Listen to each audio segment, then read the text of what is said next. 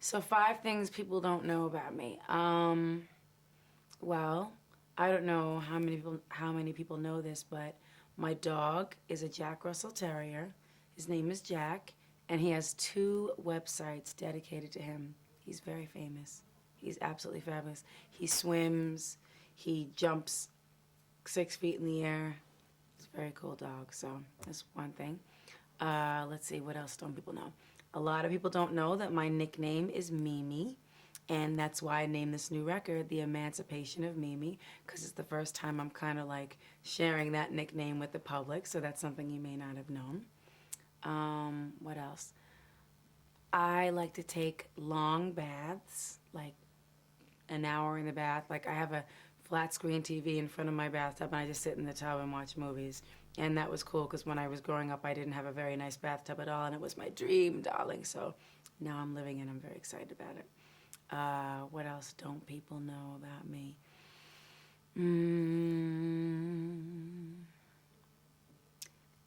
One thing people don't know is that I'm actually a human being and do normal stuff like everybody else, like lay in bed and watch TV all day when I get a chance, when I get a day off. That's a fun moment for me, something most people don't know. And what's another thing? That's 4, right? The last thing that people don't know. People may not know on the days when I do a live show, like a concert, I have to stay in bed 2 days before that and really, really rest my voice. And I can't talk to anybody, so I just have to text message everybody. So it's really boring, but it's actually good for my throat, and it's good if I don't feel like talking to people. So there you go. 5 things you never knew about me. Well, basically, this new record has been very much my whole life for like the past year and a half. I did a lot of really hot, really fun collaborations with people I haven't worked with before. I worked with the Neptunes for the first time. Me and Pharrell have been trying to get together and work together for a long time, so that ended up becoming a party because I was in one studio, Nelly was in the other studio, and Snoop was in the next studio, so we ended up doing all these different, we ended up collaborating and having a party, basically, and it was cool. I worked with Kanye West for the first time, which was really fun. We've been trying to get together to work for a really long time, and this time it happened. We did a song called Stay the Night. I worked with Twista, who's one of my favorite rappers. Just his flow, he's in the Guinness Book of World Records for the fastest rapper ever. So I think that was cool because I'm in the Guinness Book of World Records for the highest note, so it's kind of cool. And it's a song called One and Only, produced by Traxter, who's a great producer out of Chicago. And something else that was really, really, really fun for me was working with Jermaine Dupri again, who's just like, he's really like family to me. He's so talented. I mean, all the work he's done just over his whole career is so great, but like recently the stuff he's done with Usher that's been so big and successful for him, I'm just really proud of him. I'm really happy for him. And we did 4 songs on this new record, including It's Like That, the first single. So they're like, those songs really are very close to my heart. And I worked with Big Jim Wright, who's done a lot of work with Sounds of Blackness and Nesby, a lot of different gospel stuff. And we did all our ballads live musicians. It was really cool. I worked with James Poyser, who, obviously from The Roots, from Jill Scott, he's a great musician. We cut our stuff live as well. So I think that the album flows really well from the hip-hop records to the ballads to even inspirational songs, like a song called Fly Like a Bird that actually the pastor from my church is speaking on. And it's just like one of those vocal performances that was very inspired, and I end the album with that song because the album is very much like a fun, happy party record with, of course, some ballads that make you cry and that are really cool but are not overproduced, so you really hear the vocals a lot. But I wanted to end it on that really, it's a very positive note, but it's a very meaningful song to me because it is spiritual, and my life has been a journey that God has put me on, like he puts everybody on a journey. So it's like I'm at this really great point in my life, and I just wanted to share that message with everybody. out there, the spiritual part of who I am. So I think people are going to see a different side of me on this record. I don't know that wasn't really what I was thinking when I wrote that song.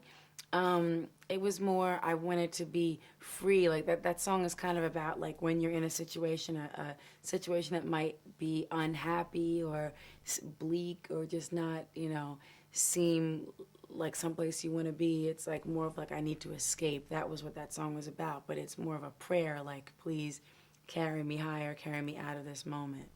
Basically, I just write from experience, and then sometimes I take the music and listen to it when we're writing the melody and just laying out the foundation. And I go, this makes me feel like this situation, or this reminds me of that thing from the past. So, sometimes it's really directly from my real life, and sometimes it is something a friend's going through, and sometimes it's just whatever the music makes me feel.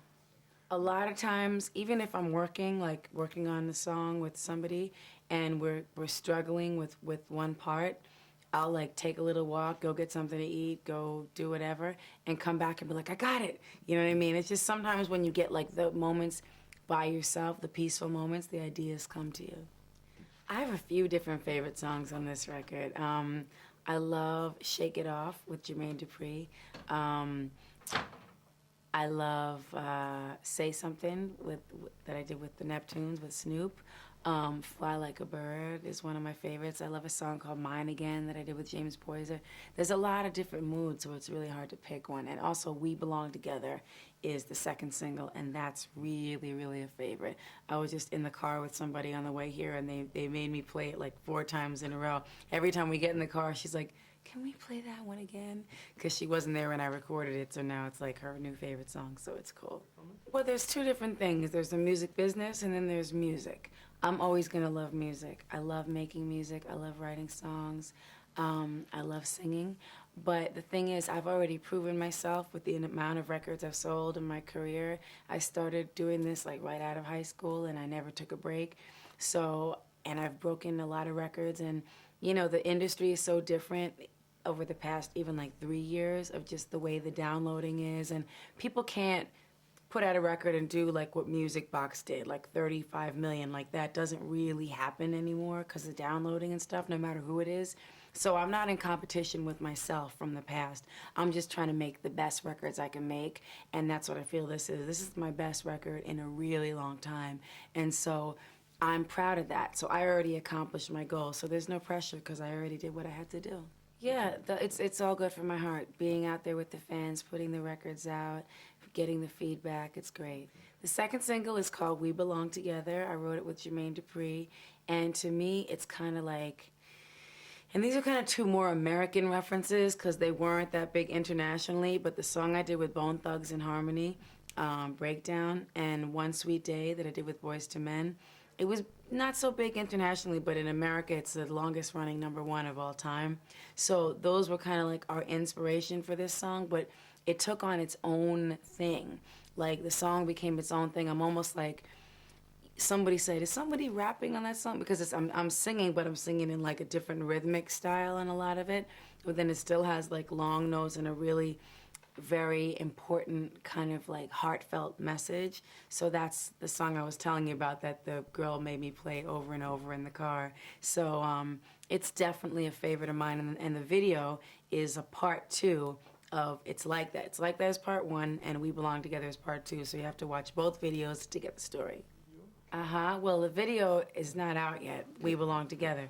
It's Like That, I'm not in a wedding dress. Yes. It's part 2. I'm in the wedding dress, but you'll have to wait and see that one. Yeah, I think it sells, but I think a lot of artists are very disposable because all they are is about their image. And if they make great music and they have a voice that people want to hear for years to come, then they're going to last. But if it's only the sexiness, well, some people have survived 20 plus years on that, but I mean, that's kind of, I don't think that can happen more than once. Yeah, I'm excited about getting ready to tour. I have to figure it out because the Emancipation of Mimi, my new album, has so many songs that are really, I made them for live singing. I made them to do, to perform live, but then I have my songs that people, have heard over the years that I want to do too. But I feel like as soon as the fans really hear these records, they're going to want to hear these songs live. So I got to figure out my set list, and then I'm going to be here.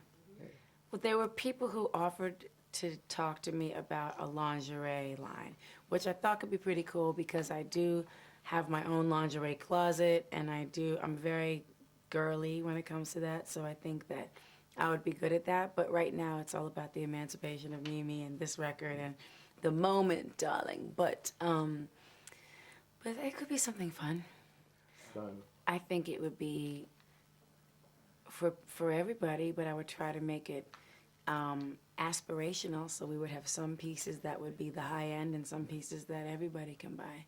I didn't make that law. Somebody once said that you're only supposed to wear a dress one time to, like, if you're photographed in it, because then people will, like, talk about you. But it's really annoying because if you like a dress, then you're like, oh no, I wore it in this and now I can't wear it again. So it's kind of a stupid thing, but that's part of the whole celebrity thing, whatever. Well, I like accessories. I like my own stuff that I wear. These are my two favorite bracelets. This is my butterfly ring, Van Cleef and Arpels.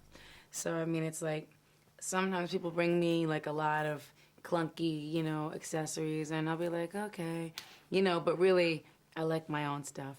No, I never wear jogging shoes. I always wear either barefoot or heels. Sometimes I wear slippers, but that's, basically it. And then I just wear like relaxing clothes, like a, tank top and boxer shorts. I'm just in a very happy place now. I wasn't very happy in 1995. My personal life was a mess. So it's a good time. The Emancipation of Mimi is the new album. You got to listen to it, and then you'll feel it. There's some interesting independent films that I'm looking into, really cool stuff, edgy parts, like similar to the part I played with in Wise Girls with Mira Sorvino, which was an independent film that was a Sundance Film Festival, big movie there, and it had really great reviews, so I was very excited about that. And some people who saw me in that saw that I played a character who's like a drug dealer, waitress, very different character than Mariah Carey. So that was very good for me. It was a great learning experience, and I'm just looking forward to doing more things like that. And there's a Broadway show that's being put together, which is based on my Christmas album, the original songs I wrote for my Christmas album. So I'm looking forward to that. During the Christmas season, yeah. But it's just exciting because really right now the main thing is this album. I put so much of myself into it, and the fans and just the buzz with the press and the people, knowing about the record. It's a very exciting time for me, and so everything else is great, but I'm really more focused on this record and just this moment of my life. So I'm glad I got to talk to you today.